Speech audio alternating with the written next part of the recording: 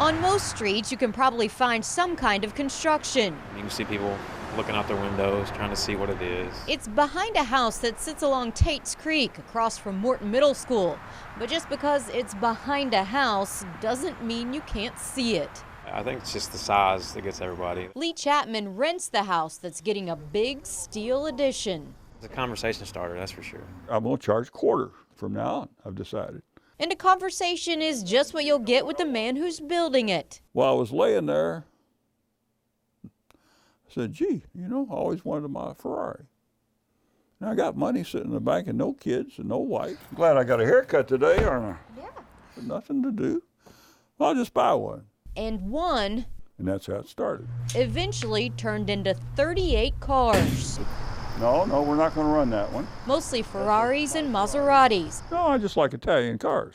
I like Italian women. After Mitchell Barnes sold his business and a warehouse where he kept his cars, his plans for this backyard started taking shape. It's all something I dreamt up. These are the plans for what is shaping into a garage for 34 of his 38 cars, with a glass house attached to the back.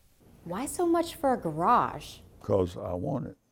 He took us to see it, not in one of his Italian cars, but it's a Toyota, because it starts all the time.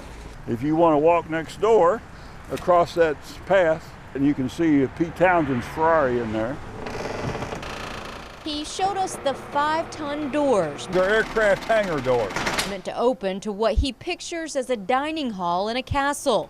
Marble floors and solid chestnut beams. Once you get to the end of the garage, you have a clash of modern. He says he'll live in the glass house right next to his cars. Glass is 2.5 inches thick. It's missile proof. The entire project, 4,600 square feet, is attached to this 1,500 square foot home. Anyway, it's legal, 100%. And that's a different style of development.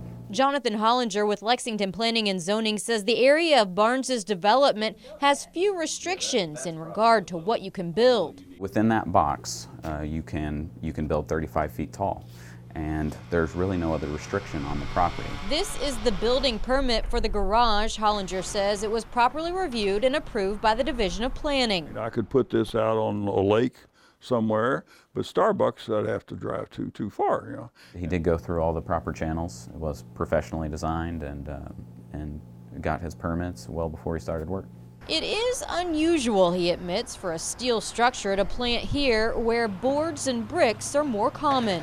No, I think we've gotten a few calls, mainly just asking what it is. That's fitting. Just as his cars draw attention, so does the place he's building to house them. All by design. When's it supposed to be done? That's a good question.